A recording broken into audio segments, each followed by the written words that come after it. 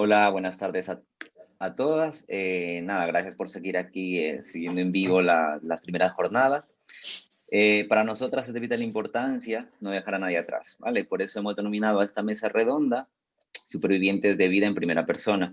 Tenemos que tener en cuenta que en el mundo actualmente hay más de 4.2 millones de personas mayores de 50 años que en su mayoría llevan 1 o 2 décadas diagnosticadas y conviviendo y viviendo con el VIH.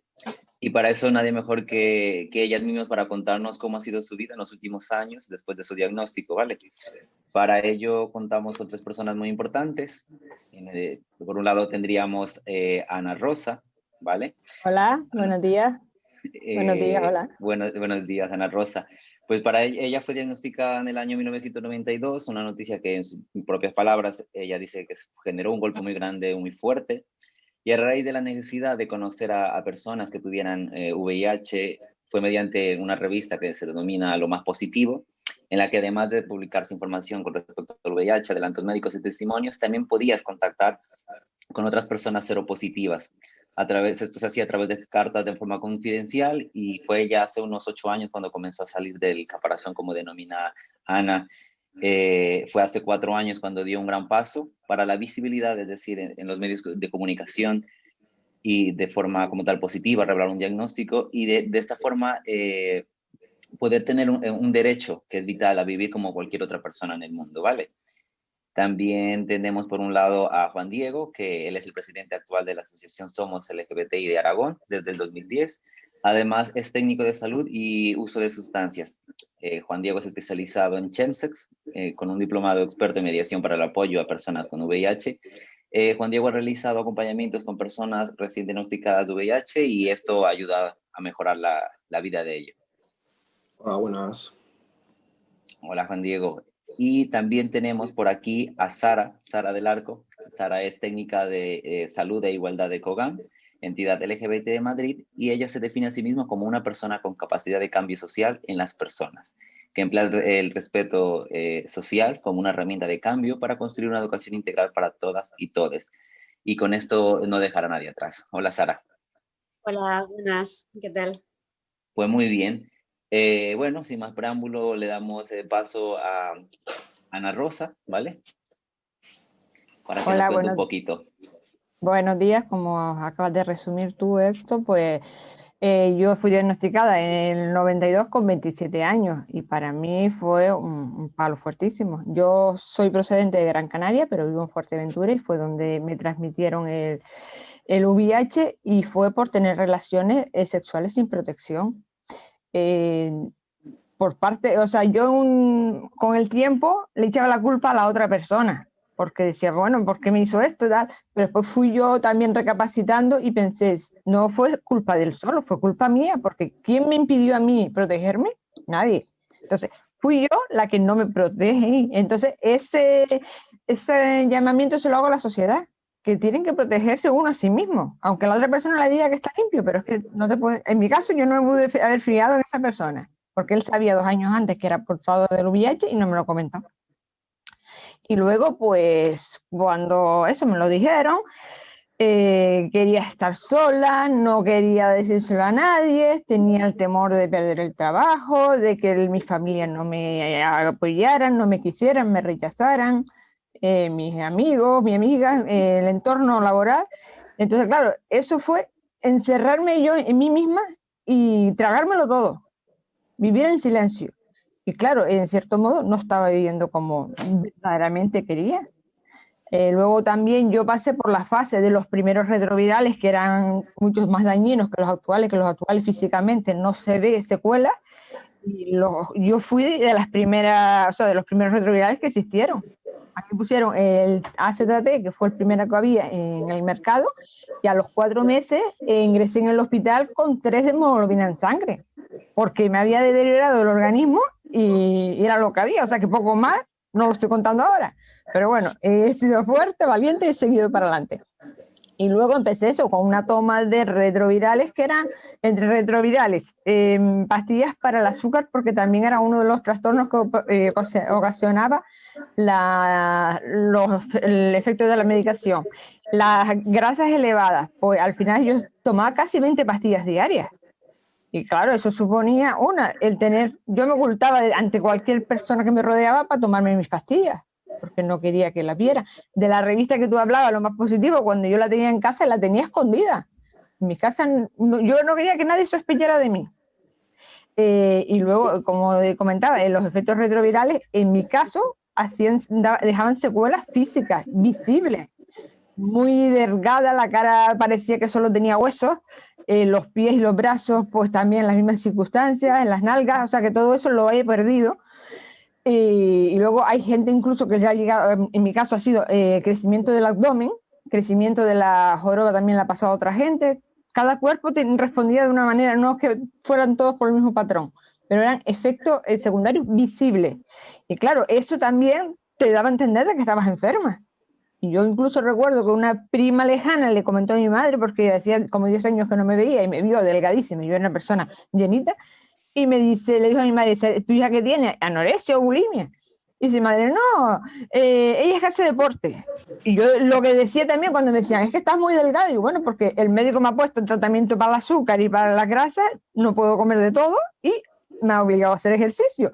O sea, en cierto modo no estaba mintiendo, pero tampoco daba la causa real del por qué estaba en esa situación. Y ya luego, con el tiempo, pues me fui... tenía la necesidad de relacionarme con gente que estuviera en la misma situación que yo. A ver cómo esas personas podían afrontar la vida sin tener... O sea, como vive cualquier persona en la sociedad. Y primeramente contacté con Amigos contra el SIDA en Gran Canaria y ellos me remitieron a Faro Positivo, que era una asociación que existía en aquel momento en Lanzarote. Y ellos realizaban encuentros semanales y yo me desplacé de Fuerteventura a Lanzarote, a casa de una hermana que tengo allí, para ir a la reunión porque había quedado con ellos, y media hora antes de salir de la casa decía, voy, no voy, voy, no voy. O sea, tenía una incertidumbre, con un temor, o sea, quería ir, pero a la vez había algo que me frenaba, como que digo, si me ven igual me rechazan, ¿sabes? Como yo era la que también me ponía un poco muchas barreras. Entonces, pero que va, fue todo lo contrario. Cuando llegué a Recife, la persona que me fue a encontrar, o sea, se encontró conmigo para recogerme, según nos fuimos al coche, llevaba atrás una niña como de 2 años. Dice, esta es mi hija y está sana. Y él era positivo. Y la verdad que eso a mí me llenó de, no sé, digo, pues si la niña no tiene el virus, quiere decir que la familia puede funcionar. Y estoy hablando del año, sería el año no, 2004, 2005, algo así. Entonces, claro, ya había adelantos médicos, como el lavado del semen y todas las técnicas esas que se estaban usando. Y luego en la reunión me sentí súper a gusto. Éramos una reunión como una de 10 personas y ahí había gente que hablaba abiertamente de lo que tenía, de cómo estaba viviendo, de que a veces estaban de bajonas por los tratamientos, a veces porque era, ¿sabes? Quería que las cosas funcionaran y no podía ser. Pero uno de las personas que estaban en esa reunión dijo una frase y yo me he quedado grabada y de hecho me la he copiado, aunque él decía que él llevaba como una lápida a sus espaldas. Y a medida que iba contándoselo a su entorno, la lápida se iba rompiendo y se iba deshaciendo y se descargaba de esa lápida. Yo llevaba una mochila cargada con demasiado peso y a medida que yo veía que se lo iba diciendo a la gente que en un principio fueron mi familia, luego algunos amigos o amigas allegadas, luego compañeros del trabajo, veía que la mochila esa se iba aligerando, iba perdiendo el peso. Y en el momento que tuve el valor de decir, aquí estoy yo con lo que tengo y como soy, que fue en noviembre del 16, ahí yo abandoné la mochila en el camino que llevaba. Y a partir de ahí vivo como vive cualquier persona de la sociedad. O sea, no tengo por qué esconderme de tener un VIH. Yo tengo diabetes, no me escondo por ello, porque por un VIH sí. Cuando hoy en día sabemos que el VIH es una enfermedad de transmisión, se saben los medios de transmisión cuáles son, y simplemente con tener cuidado puedes hacer vida como el resto de la sociedad. Y pues no lo sé, si quieres que te cuente así algo más, más reciente, pues ahora es eso, la gente cuando me ha visto en televisión o en prensa, pues me felicitan por el valor que he tenido. Digo, pero que yo pienso que en aquel momento cuando yo estaba dentro del armario, yo no era feliz, no vivía, no, o sea, siempre tenía el temor. Hasta que di el paso, yo di el paso y a mí no me afectó para nada. porque yo estigmatización solo sentí una vez en un dentista que cogía y me dejaba al final de la consulta porque decía que luego, tras mi tratamiento, tenía que esterilizar la sala.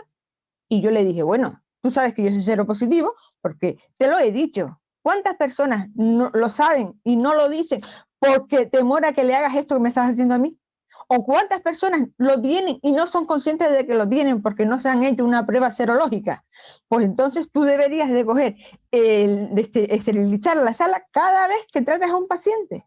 A partir de ese momento me trataba, fueran las 10 de la mañana, las 4 de la tarde o las 8. ¿Sabes qué? Ya tenía horario libre, pero fue el único momento que yo me sentí así un poco desplazada.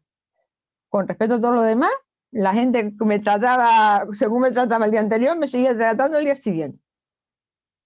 Y no creo que haya motivos. Eso para siendo personas VIH, tener que vivir desplazados, escondidos, no dando la cara con lo que tenemos, cuando sabemos que es una enfermedad que no se contagia, que se transmite, que tiene un tratamiento, no tiene cura, pero tratamiento sí, cumpliendo tu tratamiento, tus revisiones médicas, pues ya con eso puedes vivir, ¿sabes? Que no. Y yo pienso que la gente que estaba, o sea, que aún todavía está en su armario, no son felices.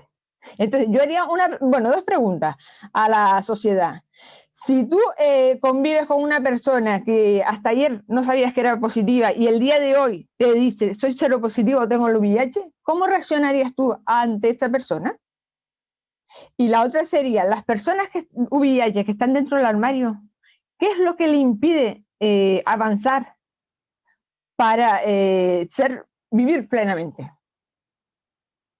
Son así mis puntos de vista más importantes. Luego también que haya protección cada vez que tengas relaciones sexuales, que te hagas la prueba, porque si tú eres positivo, porque has tenido varias parejas, nunca te has hecho un control analítico de tu serología, puedes estar transmitiéndoselo al resto de la sociedad si no tomas las medidas preventivas. Entonces, lo importante es que cada persona sepa su serología. Una persona que nunca ha tenido relaciones sexuales, pero a lo mejor ha tenido una transfusión de sangre en un momento puntual, pues también debería hacérselo. Ya hoy en día no, porque hoy en día la sangre se analiza antes de hacer las transfusiones, pero antiguamente yo sé de gente que se lo transmitieron a través de transfusión sanguínea. O sea, que son cosas que hemos mejorado por lo menos. En cuanto a la medicina, cuanto a los tratamientos, que ahora mismo yo solo tomo 3 pastillas diarias, cosa que hay compañeros y compañeras que tienen el VIH que solo toman una. Entonces yo es porque ya como he pasado tantos tratamientos, porque desde el 96 hasta hoy en día prácticamente he pasado muchos tratamientos y algunos me hacían reacción. Entonces claro, ahora tienen que estudiar que me manden alguno que no me perjudique. Y entonces estoy tomando 3, pero sé de mucha gente que solo está tomando uno. O sea, que es tomarte una pastilla, como que te tomas la pastilla para la tensión, ¿sabes? Una cosa rutinaria y nada más. Entonces no sé si me ha alargado, si voy en tiempo. Muchas gracias, Ana Rosa, por tu experiencia vital, que de verdad esa labor de visibilidad y de decir esto es lo que había, esto es lo que hay y esto es cómo afrontarlo, la verdad que es muy importante. Mencionabas tú esa lápida o esa mochila, ¿vale? En las espaldas que se puede ir aligerando mientras tenemos ese simple derecho a que nos quieran de la misma forma sin importarles nuestro estado serológico, es muy importante. Y también me ha gustado mucho lo que has dicho, la importancia de conocer, de saber la información para evitar el estigma. Lo que te pasó a ti con el dentista, que evidentemente es una cosa sin palabras, debería, más un entorno sanitario, evitar generar estigma. Así que, Ana Rosa, muchísimas gracias por tu experiencia, por tus palabras. La verdad, estoy seguro que las 2 preguntas que has planteado, las personas que nos están mirando ahora o que nos miran después en diferido, seguramente se las van a cuestionar y espero que puedan darle una respuesta después de escucharte a ti positiva, ¿vale? Muchísimas gracias. Desde aquí me gustaría dar las gracias a mi familia, que fue la primera que me acogió, a todos amigos, amigas, compañeros y compañeras de trabajo, y a ustedes también por brindarme esta oportunidad para yo poder digamos, dar mi testimonio para que les sirva al resto de la sociedad que está en VIH y que todavía no se deciden por vivir su vida plenamente. Muchísimas gracias, Ana Rosa. Muchas gracias a ti. Nada, vamos a continuar entonces. Ahora el turno de palabra es para Juan Diego, ¿vale? Juan Diego, adelante. Hola, buenas. Pues yo lo primero de todo, a ver, a mí me encanta compartir este espacio, sobre todo con dos mujeres, con Ana Rosa, que he tenido mucho trato, que ha sido compañera durante un montón de años en temas de salud sexual y en el grupo de VIH, y con Sara he tenido menos trato, pero a Sara la veo mucho, porque cada vez que damos formaciones siempre ponemos el vídeo de un programa que hicieron en Telemadrid, y la experiencia de Sara siempre es muy llamativa, porque a veces también es muy invisibilizada, aunque bueno, eso ya lo contará ella. Yo no me considero una persona superviviente, porque pues, supervivientes son las personas que llevan 25, 30 años viviendo con VIH, esas personas que tomaban 20 pastillas, personas que les inyectaban lejía para ver si así conseguían matarles el virus, personas que han sufrido lipodistrofia y sobre todo... pues bueno, referentes como pueden ser Kim Gutiérrez o otras personas o incluso Ana Rosa, ¿vale? Yo soy un privilegiado. Aparte, mi manera de vivir el VIH es completamente diferente del resto. Yo soy un hombre blanco, soy un hombre cisexual, soy un tío normativo, mido 1,90 m. A mí esta barba me da mucho privilegio y mi manera de vivir el VIH es diferente de la de Ana Rosa que la de Sara, porque mis estigmas están transversalizados de una manera completamente diferente. Me gustaría hacer unas puntualizaciones porque me parece que el uso del lenguaje es muy importante, ¿vale? No somos personas seropositivas. Seropositivo también es una persona que ha dado positivo en COVID hoy en día. Tampoco somos personas que convivimos con el VIH. Yo convivo con mis plantas. Si tuviera un perro, conviviría con mi perro, conviviría con mi pareja. Ni somos personas que vivimos con el VIH. Somos personas que tenemos VIH, punto y pelota y ya está, ¿vale? Porque el uso del lenguaje es muy importante y a veces el según cómo se dicen las cosas se estigmatizan mucho. También me siento un privilegiado, pues porque yo he conseguido encontrar espacios en los que me he podido educar, me he podido desarrollar plenamente como persona con VIH y he encontrado esos espacios seguros que me han servido para ir dando pasitos a pasito en mi vida para poder llegar a ser visible. Por eso lo de la salida del armario, yo siempre hablo que salir del armario del VIH es como cuando sales del armario de ser gay o ser lesbiana, ese LGTBI, ¿vale? Y ese volver a pasar toda vez por ese mismo proceso. Y que, pues bueno, algunos somos unos privilegiados pues porque podemos romper esas puertas y podemos romper esos armarios, pero hay muchas personas que no se pueden permitir el lujo de salir del armario porque el estigma que hay en la sociedad pues es el que es y les conllevaría pues muchos dramas personales. Tampoco me gusta el rollo de lo de la patologización de las personas y tal, porque bueno, hoy en día se ha avanzado mucho en aspectos biomédicos. La realidad que tenemos hoy en el 2020 no tiene nada que ver con los primeros casos que se dieron en España en el año 1982, pero bueno, socialmente pues estamos en el mismo punto prácticamente y nos falta por avanzar un montón. Mi vivencia personal, yo fui diagnosticado en el año 2009. Yo era una chica muy mona que vivía en Barcelona, como dice la canción, y de repente me volví a Zaragoza como en plan hijo pródigo y pues me puse muy malo, me mandaron al hospital y resulta que tenía una hepatitis A. Y cuando fui a hacer una revisión de la hepatitis A, cuando la pasé, que pues estaba ahí con la médica de digestivo y me habían hecho unos análisis y de repente estaba ya con el ratoncito y yo estaba mirando la pantalla porque yo soy un cotilla, me gusta mucho meter la cabeza, ¿sabes? Y de repente digo, ¿y esto? Me dice, que no lo sabías. Digo, pues no, claro, no tenía ni idea. Pues chico, no te preocupes, ¿no? ¿Tú qué es lo que quieres? Un médico o una médica. No te pasa nada, que de esto no se muere nada, no se muere nadie hoy en día y tal. Y bueno, me quedé como un poco en shock. Pero me acuerdo que la primera reacción que me dieron cuando me dieron una hojita para hacer una cola, para que me dieran cita con la médica de infecciosos, fue llamar a mi mejor amigo y decirle, pues mira, Diego, ya está. ya ha llegado. Eso que estaba esperando durante tantos años, al final ha llegado. Pues porque, bueno, con el paso de los años, tu vida cambia, tus prácticas sexuales cambian, tu percepción del peligro cambia. Y aunque yo sí que soy de la generación de los del póntelo, pónselo y que siempre te han educado con el miedo del VIH, pues al final pues te relajas con el tiempo y disfrutas, y la manera de disfrutar del sexo y de vivir tu sexualidad, pues bueno, pues también cambia, y pues las consecuencias pues a veces que ocurren son estas. Yo nunca me he parado a pensar en cómo lo he podido coger o quién me lo ha podido pegar o tonterías de estas, porque no consigues absolutamente nada sabiendo eso. Lo que importa es lo que de ahora a lo que va a venir en adelante, ¿vale? Y siempre he sido una persona que ha intentado transformar los pensamientos negativos en pensamientos positivos, ¿no? Entonces, bueno, tengo esta situación, ¿qué es lo bueno que voy a poder sacar de esto? Y entonces, en ese sentido, pues mi vida sí que ha cambiado. Yo, cuando era pequeño, siempre he estado metido en temas de asociacionismo. Tuve la suerte de que ya estaba en Somos, y empezamos a trabajar en Somos el tema del VIH.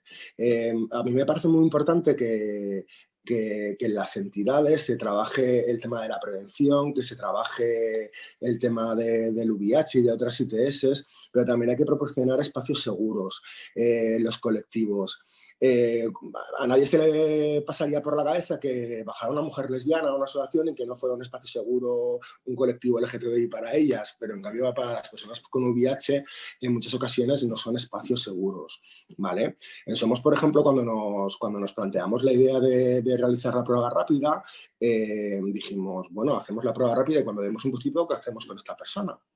A esta persona hay que dar un acompañamiento. Entonces nosotros siempre hemos puesto mucho en valor el trato entre iguales, ¿no? Es muy importante tener un grupo de personas empoderadas, de tener un grupo de personas que son positivas, que puedan hacer ese acompañamiento cuando tú das un positivo. Incluso las personas que están haciendo la prueba de VIH, si son personas positivas, también es muy importante que sean ellas las que hagan la prueba rápida, porque claro, tú das un positivo y tú sabes perfectamente por lo que está pasando esa persona, ¿no? Y entonces esa persona se siente acompañada desde el principio. Nos falta mucho acompañamiento, y creo que también es importante que cedamos espacios políticos. Las entidades somos en muchas ocasiones, yo siempre, una crítica que he hecho es que nos hemos aburguesado, ¿vale? Hemos dejado de apostar por la transversalidad. Creo que lo que estamos haciendo es escalar en esa pirámide social de privilegios y nos estamos olvidando de la realidad LGTBI que hay en verdad hoy en día. Los problemas del colectivo no son los problemas que tengo yo. Yo soy un tío que tiene 40 tacos, que tengo un buen curro, que estoy acomodado, que tengo el lujo de poder salir del armario como hombre gay y que tengo el lujo de estar fuera del armario como hombre con VIH, pero la realidad es la de la gente que viene a nuestras entidades como personas racializadas, como personas migrantes, como personas que se tienen que dedicar a trabajo sexual, y sobre todo también pues las personas que tienen VIH. Yo no entiendo cómo no se crean grupos de personas con VIH donde se puedan empoderar y donde se puedan hacer grupos de ayuda mutua. Los grupos de ayuda mutua son muy importantes. ¿Por qué? Porque te encuentras con iguales, ¿vale? De la misma manera que cuando sales del armario de ser marica, en mi situación, hasta que no me encontré con otros maricas, y porque tú se lo puedes contar a tu madre, se lo puedes contar a tus amigas, pero hasta que no encuentres iguales que han pasado por las mismas experiencias que tú y puedes intercambiar experiencias y habilidades y adaptarlas a tu propia realidad, pues no acabas de crecer y de realizarte. Y entonces esto es un crecimiento que vas haciendo día a día, ¿vale? Y al final lo vas dejando. No es que lo vayas dejando de lado porque le vayas dejando de lado de importancia, sino que deja de ser algo significativo y estigmatizante para ti, sino que lo adaptas a ti mismo, a tu estilo de vida. Y oye, chico, pues aquí estamos hablando de mi libro, ¿no? Y poco más. También decir que lo de salir del armario también tiene un proceso, ¿no? Todos pasamos por un luto, Pues el luto tiene 5 fases que todos conocemos, que es cuando te da un positivo tienes un shock, luego tienes una negación, luego tienes un enfado, luego tienes una asimilación y luego tienes el empoderamiento, ¿vale? Cada persona, pues bueno, eso es un proceso que no tiene por qué seguir los 5 pasos así seguidos, puedes vivir varios pasos de manera diferente, ¿vale? Pero cada persona tiene su proceso para poder salir del armario y sobre todo tiene que ir llenando esos círculos cercanos, ¿vale? Que primero es tu núcleo familiar, de personas más cercanas, el trato con iguales, luego el trato con amigos y luego estás preparado para poderlo comunicar al resto de la sociedad. Y a lo mejor a algunos el trámite este lo pueden hacer en un año, hay otras personas que necesitan 10 y hay otras personas que necesitan 15. Desde luego, si se luchara mucho más contra el estigma, ese trabajo sería mucho más fácil. Y por último, también me gustaría recalcar, las personas con VIH no revelamos que tenemos VIH. Las personas que tenemos VIH compartimos con los demás que tenemos VIH. Es una decisión propia que tenemos, no tenemos ninguna obligación de decir que tenemos VIH y es un privilegio que os estamos dando, ¿vale? El hecho de que queramos compartir algo tan íntimo como el hecho de tener VIH con todas vosotras, ¿vale? Es el cambiar la perspectiva, ¿vale? Porque no somos vectores de infección, somos personas que estamos tomando una medicación, la gran mayoría somos personas indetectables. También me gustaría destacar el tema de la indetectabilidad, que si indetectable está muy guays, pero hay muchas personas que no son indetectables. Tampoco caigamos en el hecho de que hay personas con VIH buenas y personas con VIH malas porque no son indetectables, ¿no? Y que remedios y prevención para poder disfrutar de nuestra vida, para poder disfrutar de nuestra salud sexual, tenemos, ¿vale? Entonces tampoco lo basemos todo en el rollo de la indetectabilidad, ¿no? Que aquí, pues bueno, todos somos personas y todos tenemos vivencias y todos tenemos derecho a disfrutar de nuestra vida personal, de nuestra salud sexual y vivir plenamente como individuos y como personas. Y ya, dejo a Sara. Gracias. Muchísimas gracias, Juan Diego, por tus palabras. Es verdad lo que tú dices, la importancia vital del uso del lenguaje, el tema de compartir o no de revelar, y el tema de tener VIH, no convivir con VIH. Me parece genial, yo creo que es una labor muy importante esta de construir conceptos y volver a empezar, evitando así seguir generando estigma. Así que muchas gracias, Juan Diego. Y ahora le damos paso a Sara del Arco, ¿vale? Para que nos cuente un poquito su vivencia. Sara. Buenas, pues muchas gracias a mis compañeras, tanto a Juan Diego como a Ana Rosa. A ninguno tengo el placer de conocerlas en persona, pero bueno, sí que nos hemos seguido mucho y la verdad que yo siempre lo digo, ¿no? Tengo muchísima suerte de poder conocer cada día, además, es cada día, en cada momento, en cada jornada, ¿no? en cada evento a más personas, porque bueno, pues al final eso es lo que he hecho toda mi vida, me ha nutrido. Y bueno, y para mí siempre me llevo como un poquito de cada una para adaptarlo a mí, ¿no? Como comentaba Juan Diego, y así seguir creciendo. Comentar que, por ejemplo, no sé, pues Ana Rosa, ¿no? Decía yo, la habían diagnosticado en el 92, justo en el año en que nací, ¿vale? Y bueno, Juan Diego decía, la he visto en Esto no se pregunta, ¿no? De Telemadrid, que bueno, pues ahí mi experiencia sí que es verdad que muchas veces la experiencia de personas como yo se queda invisibilizada, ¿no? Porque al final en 1992 es cuando yo nazco y yo tengo VIH de por vida, ¿vale? O sea, desde de nacimiento, es transmisión vertical. Esto quiere decir principalmente que no he conocido otra cosa, o sea, mi organismo de alguna manera ya ha nacido con el virus, yo eso, he nacido con ello. Entonces, es una parte de mi identidad, ¿no? Y como tal, bueno, pues también lo que comentaban las compañeras, dentro de la interseccionalidad que podamos tener cada una, ¿no? Yo siempre resalto eso porque desde pequeña yo he vivido, por ejemplo, la discriminación, en este caso racial, ¿no? Lo que es el racismo. Y luego, poco a poco en la adolescencia, cuando vas descubriendo tu sexualidad, vas experimentando y demás, pues me tocó lidiar con estas dos cosas, además, ¿no? del cambio hormonal que se sufre en la adolescencia, ¿no? Todas estas cuestiones. Entonces, desde la vivencia infantil, la adolescente, luego la juventud y tal, sí que es verdad que obviamente, ¿no? De cada una pues tenemos unas fases, ¿no? mis compañeras han tenido la oportunidad de conocer otras cosas, ¿no? De lo que es conocer la vivencia sin VIH. En mi caso no creo que eso sea una suerte o una desgracia, ni mucho menos, es vivencias diferentes, ¿vale? Lo importante de esto es valorarlo, ¿no? Tenerlo presente, y además yo también considero que han comentado las dos compañeras, hay que comunicarlo, hay que perder el miedo a comunicarlo, o no hay que comunicarlo, es un privilegio.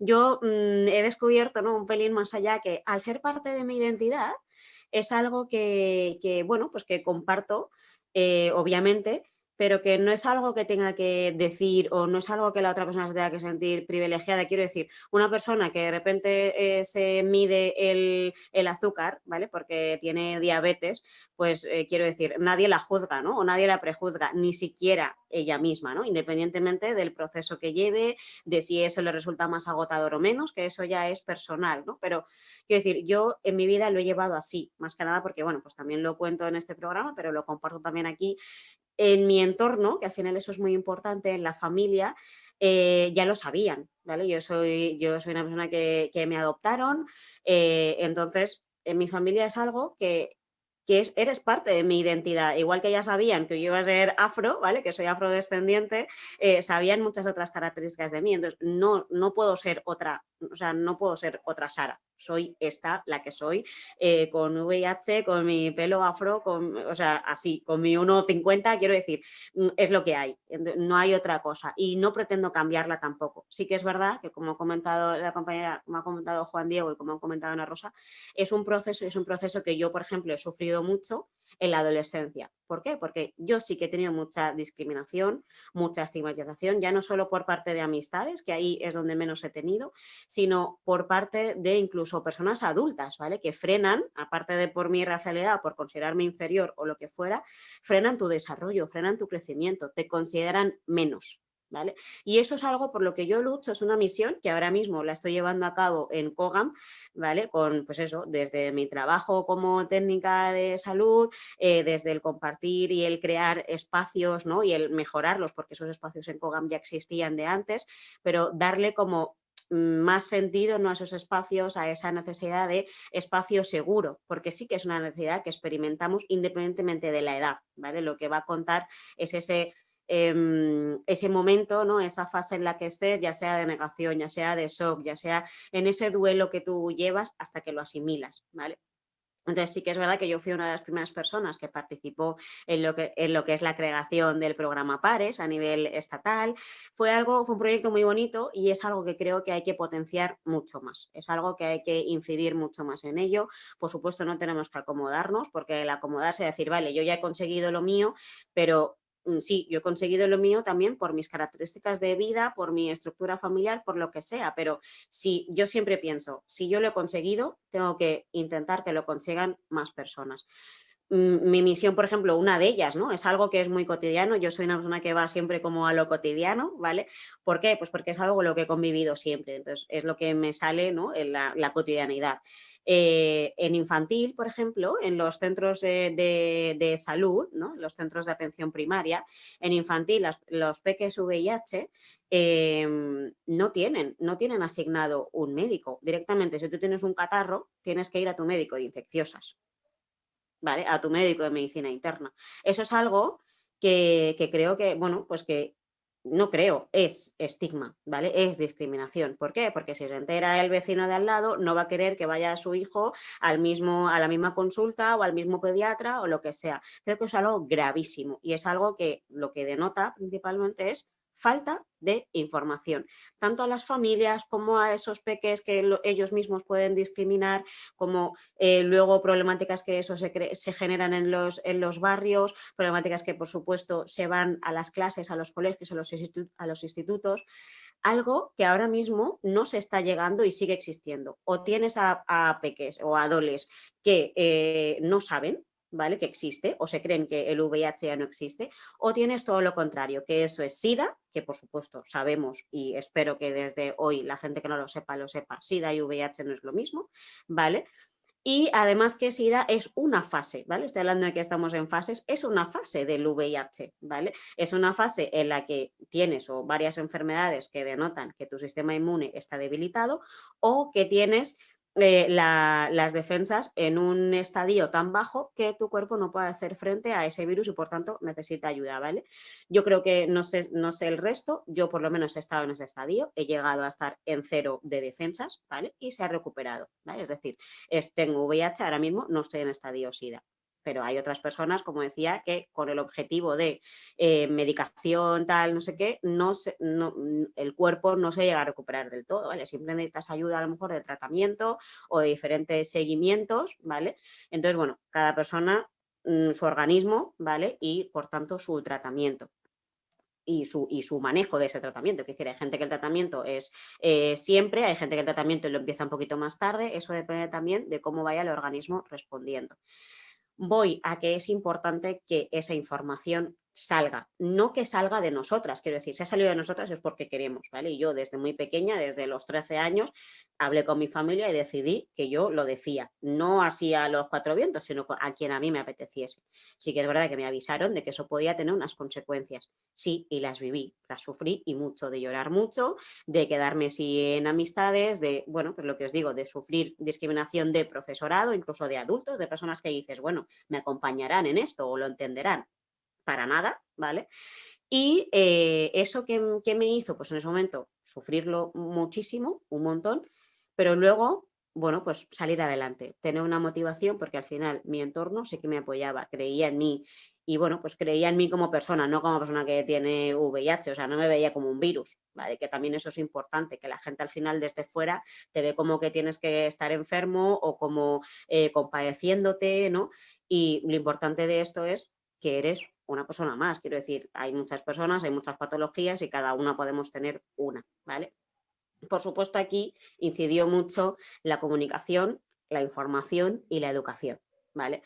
Tres partes muy importantes, muy básicas, que creo que tenemos que difundir todas, del nivel que sea, desde el más bajito, ya os digo, yo uso siempre la cotidianidad, porque creo que, bueno, pues lo que podemos tener más cerca también es lo que podemos entender mejor, ¿no?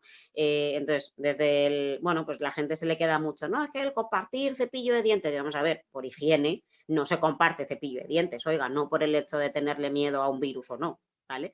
Pero sí que es verdad que todas esas cosas, pues a la gente se nos queda más, a mí la primera, por supuesto.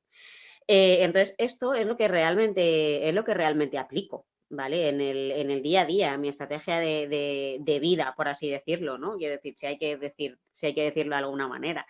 ¿Por qué? Porque, bueno, pues así es como a mí me ha funcionado, ¿vale? Como comentaban las compañeras, cada una ha tenido su proceso, cada una ha asimilado, ¿no? Y recapacitado sus vivencias, ha dicho, bueno, pues yo, Ana Rosa decía, pues yo también tenía que haberme protegido, ¿no? Juan Diego decía, bueno, yo es que soy un privilegiado, ¿no? Y el haberme empoderado y el haber vivenciado, ¿no? Esto desde también una comunicación, pues me ha llevado a tal. Yo sigo la estrategia principalmente de la parte lingüística, ¿vale? La parte de ya sea escrita, ya sea hablada, ya sea lectoescrita, ¿vale? Ya sea en signos, tiene que llegar toda esta información de manera accesible, de manera sencilla, ¿no? O sea, no es necesario hablar del virus y de su ciclo y tal, no hace falta meternos en tecnicismos. Hay que hablar como si hablásemos con peques, ¿vale? Y hay que dar esa información así, migadita. La demos tanto las personas que tenemos VIH como personas aliadas, eso sí, que esas personas aliadas sean respetuosas en esa comunicación, por supuesto, y si no, pues tendremos que ser nosotras, pero bueno, quiero decir que esto todas podemos hacer, ¿vale? Y todas podemos participar y todas podemos implicarnos en ello.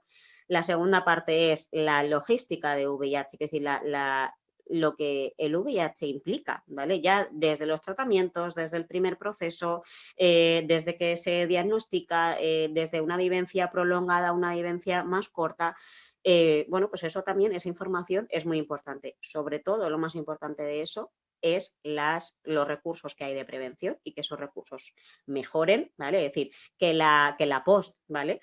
No se conozca o no la conozca mucha gente joven, es una barbaridad, por lo menos para mí.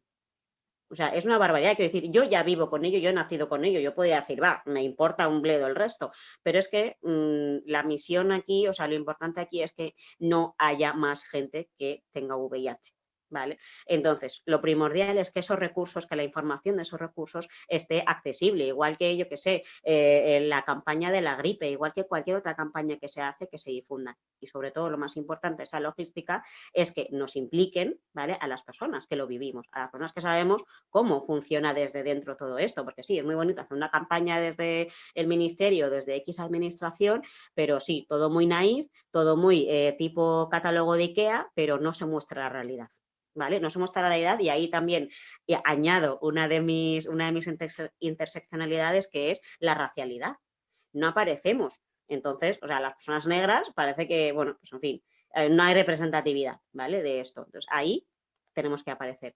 Y la tercera parte, que también creo que es muy importante, es la terapéutica. Quiero decir, no hay que tenerle miedo, obviamente, a una terapia de lo que sea. Quiero decir, a ti te duele la cabeza y te tomas un paracetamol o un ibuprofeno y sabes, ¿no? Y más de una, independientemente luego de las características de cada persona, pero sabes un poco lo que te puedes tomar, o acudes al médico a lo que te puedes tomar.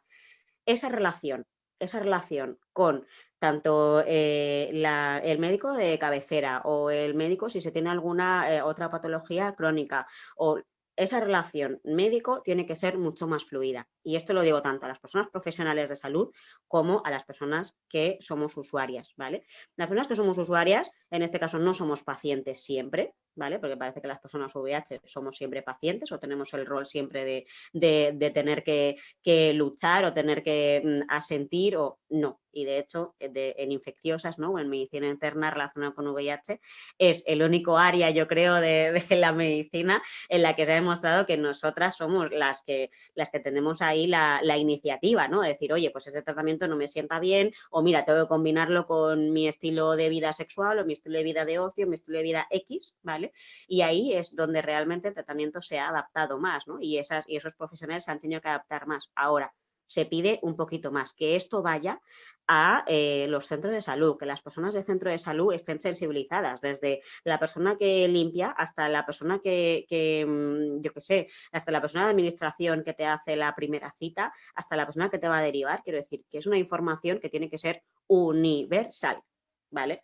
Y entonces ahí entra todo esto, entra todo, desde la prevención, desde que se informe tanto de PrEP como de post, desde otros recursos, lo que le sirva a cada persona, ¿vale? Ya tenga 16 años o ya tenga 60, ¿vale? Porque creo que es muy importante. Y luego también en esto recalcar que no se puede en ningún momento dejar de lado, ya sea en organismos de asociaciones, de fundaciones o administraciones públicas o privadas, no se puede dejar en ningún lado a las personas, porque parece que sí, no, vamos a hacer esto para los jóvenes, vamos a hacer esto para no sé qué.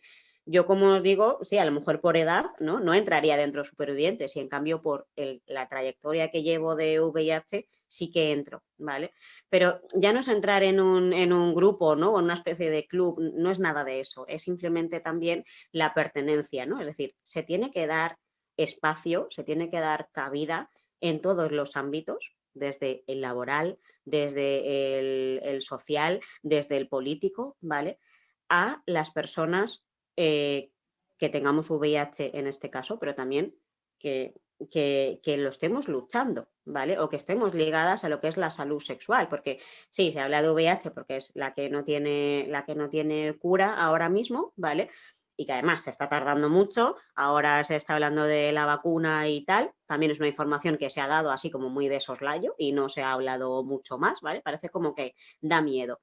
Y oigan, yo desde aquí reclamo la representatividad VIH. Que si hay alguna persona famosa que salga y no nos quedemos solo con la película de Filadelfia de hace 80 años, quiero decir, ha cambiado mucho la película, ¿vale? Entonces, nosotras mismas tenemos que incidir en ese cambio de película, ¿vale? Y también no se puede meter, o sea, la mochila o la losa o lo que sea, no se nos puede inculcar a nosotros el hecho de tanto de víctima, de paciente, pero también de luchador, ¿no? Si hay personas aliadas que en este momento tienen fuerza y lo pueden hacer, también, obviamente, con nuestro compartir, ¿vale? Con nuestra opinión, pero valorando lo importante que es que vamos todas en el mismo camino. ¿Por qué? Porque si no caemos en prototipos, en estereotipos, ¿vale? De tipo, pues eso, como comentaba el compañero Juan Diego, parece que la indetectabilidad ahora mismo es como un objetivo, ¿no? Es como decir, no, tienes que estar delgado y allá vamos todas, ¿no? A pesar de todo el sufrimiento que se conlleve. Oiga, no, es que a lo mejor mi organismo, mi cuerpo, no da para eso, pero así, de la manera en la que está saludable. Pues ya está. ¿Vale?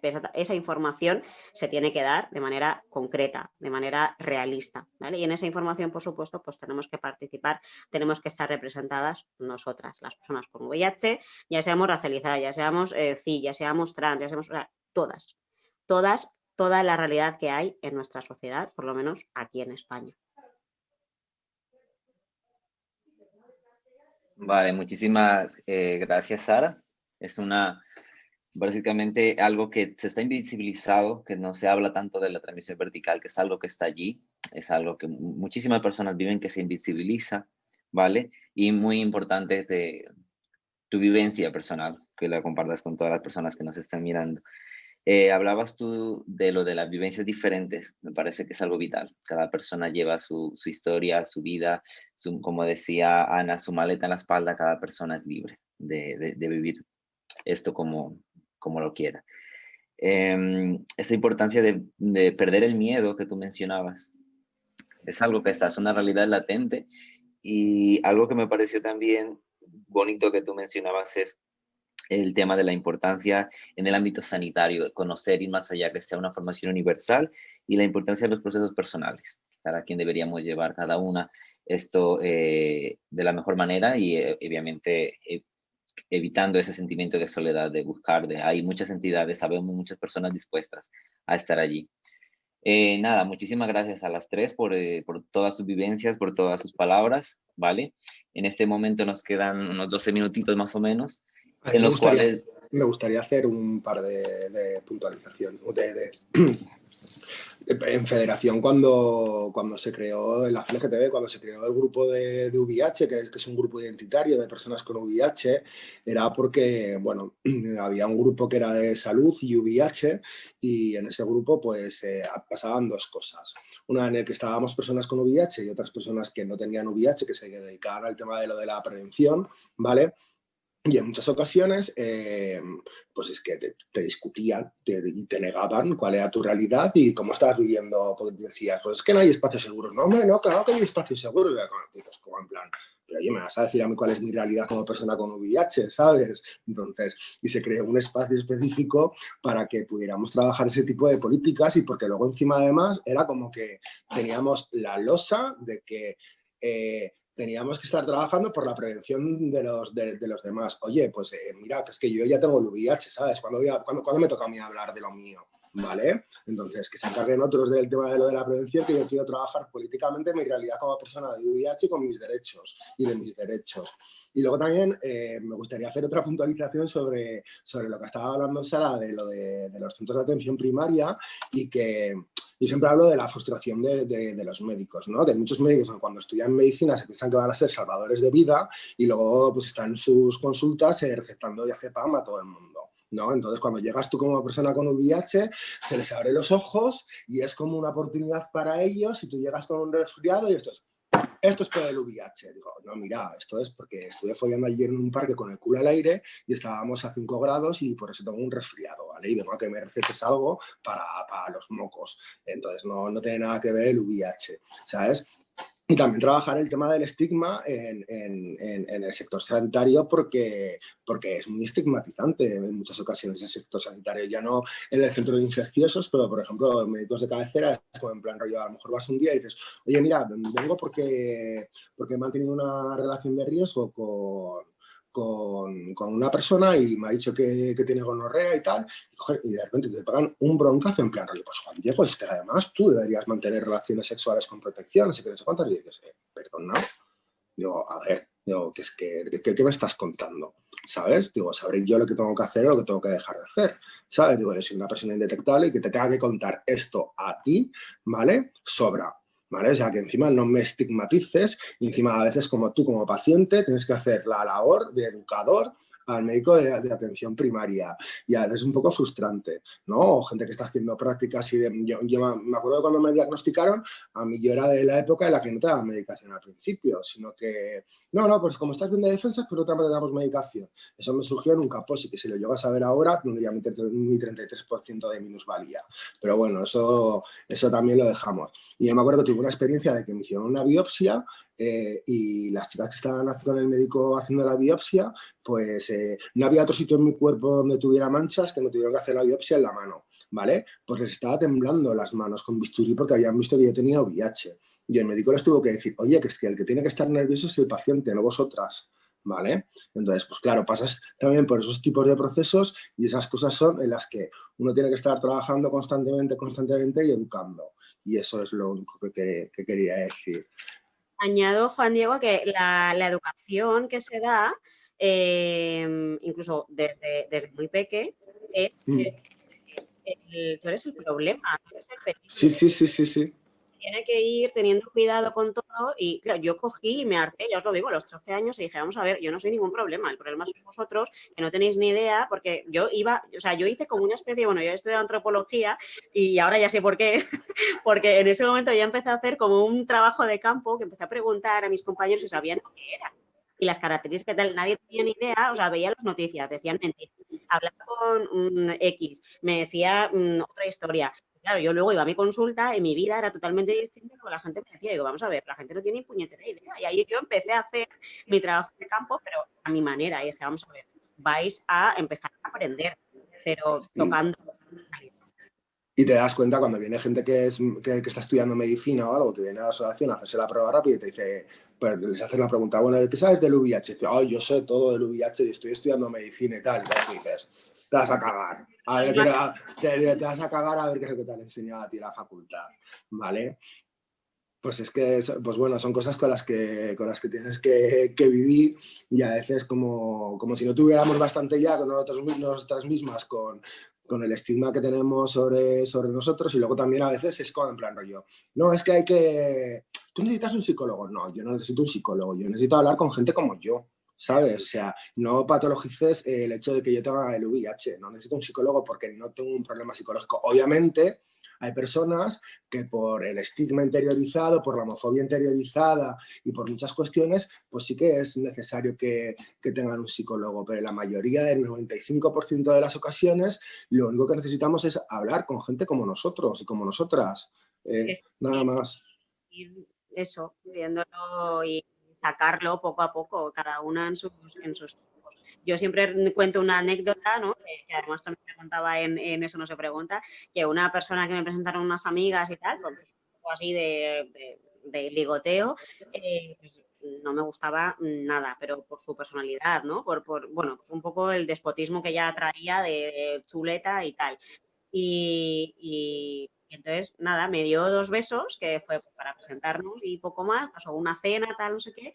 Y bueno, pues eso, exotización, ¿no? Hipersexualización de las mujeres negras, pues cuando oí eso, ¿no? Porque me dijo, no, es que, digo, bueno, ¿por qué te gustaría conocerme, no? Tal. Dice, no, porque nunca he estado con una chica negra. Y entonces dije, vale, una chica negra con VIH, y se quedó así, o sea, más blanco.